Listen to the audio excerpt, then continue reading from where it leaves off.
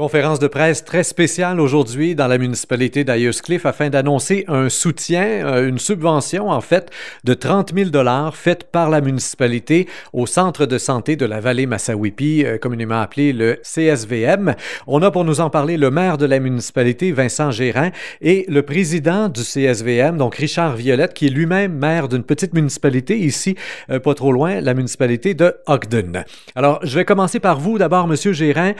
30 000 $, je me suis renseigné avant de vous parler auprès du directeur général, Kimball Smith, afin de voir, depuis 5-10 ans, là, est-ce qu'il y a d'autres entreprises, est-ce qu'il y a d'autres organisations pour lesquelles la municipalité y est allée d'un octroi aussi important? Puis la réponse était non. Là. C'est vraiment quelque chose d'exceptionnel ici à Ayerscliff que de donner 30 000 $ à une organisation. Là. C'est effectivement exceptionnel, mais c'est pour une organisation qui est exceptionnelle.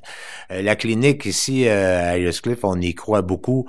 On est excessivement chanceux de l'avoir. Ça a été mené à bout de bras depuis 5 ans par les dirigeants, les bénévoles. Il y a eu beaucoup de volontariat, il y a eu beaucoup de dons qui ont ça a pas démarré là ça par un claquement de doigts là, il y a eu plein de personnes impliquées. La municipalité s'était impliquée à l'époque, ça continuait à s'impliquer, mais là on avait comme un coût à donner qu'on trouvait pour une donation plus importante. Parce qu'on y croit, on veut prendre soin de nos citoyens, on croit à la mission de la clinique, qui est davantage de prévention, mais également des soins, mais beaucoup axé sur la prévention. Ils se fendent en quatre pour avoir un service de médecin qu'ils ont, mais qui pour augmenter les services de médecins. Alors, on y croit beaucoup et on se considère très chanceux d'avoir ça dans notre municipalité. Monsieur Violette, je me tourne vers vous. Monsieur Gérin vient de l'introduire.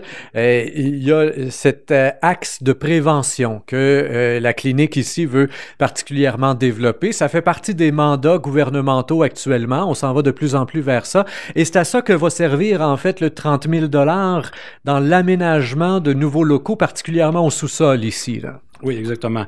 Parce que pour l'instant, tout ce qu'on faisait, c'était guérir les bobos finalement. Mais nous, on veut vraiment axer les soins, surtout sur la prévention et surtout sur les soins à proximité. Les deux ensemble, parce que la clientèle qu'on a ici est vieillissante. Alors, en changeant de mode de vie, déjà, ça va aider beaucoup pour la prévention. Et donc, le 30 000 $ comme tel, là, très concrètement, là, il va être investi où, comment? Et est-ce qu'il vient compléter une part de financement que vous mettez? Ou alors il y a d'autres donateurs? Ou alors il y a des prêts des banques? En tout cas, c'est quoi le montage financier là, de la chose? Oui, on avait déjà... le plan, c'était de dépenser entour de 150 000 $ justement pour agrandir les cliniques et puis surtout pour faire un genre de centre de prévention où il va y avoir peut-être des machines pour faire de l'exercice, des choses comme ça. Le gouvernement fédéral nous a déjà donné 50 000 $ pour l'accès parce qu'on fait ça au sous-sol. Et puis, l'argent de la municipalité, justement, va nous aider à finir ce centre-là parce qu'il va nous manquer encore un peu de fonds quand même. Fait que... Et comment on va aller les chercher? Là? Est-ce qu'on est en train tranquillement d'annoncer qu'il va y avoir une campagne de levée de fonds pour pouvoir mettre de la peinture sur les murs en Gyprox du sous-sol? Là? Oui, on a une fondation qui s'occupe d'aller chercher de l'argent, justement, des levées de fonds, ces choses-là. Puis c'est continu. Alors, à mesure qu'on a l'argent, là, on va finir les rénovations et tout ça. Un des objectifs aussi, c'est d'essayer de faire en sorte que la clinique soit vraiment très attirante pour des médecins, soit des médecins qui sont déjà en fonction, ou encore, toujours plus difficile, essayer d'attirer un jeune médecin ici. Non pas difficile parce qu'ils veulent pas venir, mais difficile parce que c'est difficile d'avoir les permis qui vont leur permettre de pouvoir le pratiquer ici. Il y a encore un manque là, de ce côté-là, malgré le fait qu'on annonçait il y a quelques années, très fiers, là, que l'équipe venait de grossir. Là. Oui, exactement. 2 ans passés, justement, on a eu un nouveau médecin et puis pour l'instant, on en a besoin d'un autre, mais les permis qui sont octroyés pour la région sont déjà tous donnés à des médecins. On en a eu seulement que 9 pour toute la région de l'ICC. On a un manque criant de médecins dans toute la région, alors c'est difficile de nous octroyer un médecin à nous aussi, là. Alors, il va falloir qu'on parle au gouvernement pour essayer d'en avoir un permis, parce qu'on a déjà une jeune médecin qui veut venir travailler ici. Mais si elle n'a pas le permis de travailler ici, elle va devoir aller travailler ailleurs. Et M. Gérin, donc, je me tourne vers vous. Est-ce que dans ce jeu-là, hein, parce que il y a un jeu quand même de négociation, de pouvoir politique, d'influence, est-ce que dans ce jeu-là, le conseil municipal a un certain poids en lien avec les autres conseils autour? Parce qu'évidemment, la clinique n'est pas juste pour les gens d'Ayerscliff, là. Ben, le poids qu'on a est surtout de montrer notre implication et dans la foi qu'on a dans la clinique. Alors, si on démontre que cette clinique doit rester et on veut qu'elle reste à Ayers-Cliff, c'est donc on veut que les services continuent d'y être donnés. So the fact that we put money into this, it's a good message to our local politicians, either MPs or federal MPs, members of parliament or the Assemblée nationale. So that's the message we can give to them, and we can always talk to them also, mentioning how important the clinic it is for the surrounding communities around Ayers-Cliff. And also to make it easier for les urgences dans les hôpitaux, parce que c'est certain que les services que la clinique offre à Ayers-Cliff aussi, ça enlève de la clientèle dans les urgences, parce qu'ils offrent de nombreux services ici, toutes sortes de cliniques de prise de sang, d'échantillons d'urine qui sont faits ici, d'infirmières. Alors c'est très important, puis so that's the power we can use towards the elected people to higher level than just municipal. On vient de l'évoquer, le mot infirmière. Il y a un de mes collègues en conférence de presse qui justement posait la question. Il y a ces super infirmières, là, les infirmières cliniciennes, qui, là encore, sont données un peu au compte-gouttes comme les médecins. Mais est-ce qu'une infirmière clinicienne, éventuellement, pourrait pallier à un manque de médecins? Est-ce qu'une infirmière pourrait vous permettre d'avoir plus de membres ici? Oui, ça serait la solution idéale jusqu'à ce qu'on ait un nouveau médecin. Mais les infirmières cliniciennes, justement, il n'y en a pas beaucoup de formées. Il y en a, il me semble, au Québec, à peu près juste 500. Et puis là, ils sont en train d'en former d'autres parce que le gouvernement a réalisé justement que ça peut désengorger, justement, les bureaux de médecins, les urgences, ces choses-là.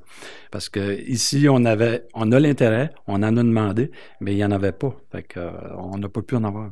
Et puis, ils vont concentrer surtout dans les choses gouvernementales, les CLSC, les GMF, ces affaires-là. Et vous disiez dans la conférence de presse que bon, l'objectif, c'est d'en arriver à 2700 membres pour la coopérative ici, parce qu'il y a ça, là, il y a ce côté membership. Pour l'instant, il y en a 2100 et ce n'est pas encore viable. Là. Combien de temps on peut durer là avec, bon, là, on a 30 000 $, mais c'est pas pour des salaires, ça, c'est pour des locaux et tout ça. Combien de temps on peut durer ici à Ayers-Cliff avec la coopérative de santé à 2100 membres, là? On peut fonctionner comme ça pour très longtemps parce qu'il y a deux choses.